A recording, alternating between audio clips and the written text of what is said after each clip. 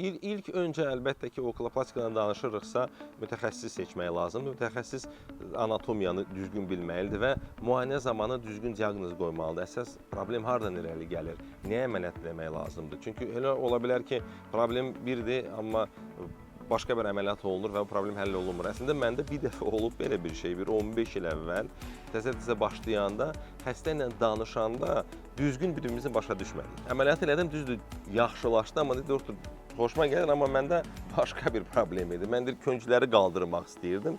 Dedim, mən narahat olmayın. Mən də blefaroplastik eləmişdim ona. Dedim, narahat olmayın. Bir həftədən sonra əməliyyata götürdük, küncləri də qaldırdıq. Düzdür, xəstə çox məmnun oldu, çünki 2 əməliyyat birdən oldu. Amma bu çox vacib ki, xəstə ilə danışanda istəklərini düzgün öyrənək. Yaxşı nəticə əldə olmaq üçün, ya fəsadların ehtimalını azaldmaq üçün gərək düzgün mütəxəssis seçəsiniz də. Yəni ki, göz ətrafından danışırıqsa, elə gərək bunun mütəxəssisi məşğul olsun. O da okuloplastikdir. O da nədir? Bilirsiniz, gərək insan məhz onu oxusun.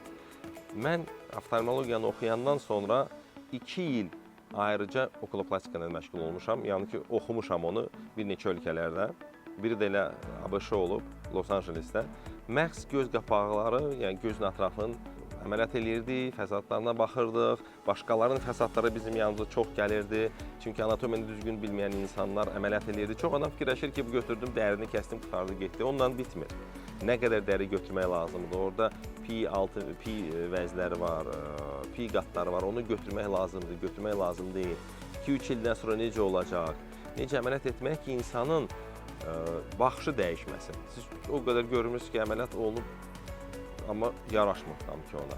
Və bunu hamısını nəzərə almaq lazımdır, o da okuloplastiklər bilir.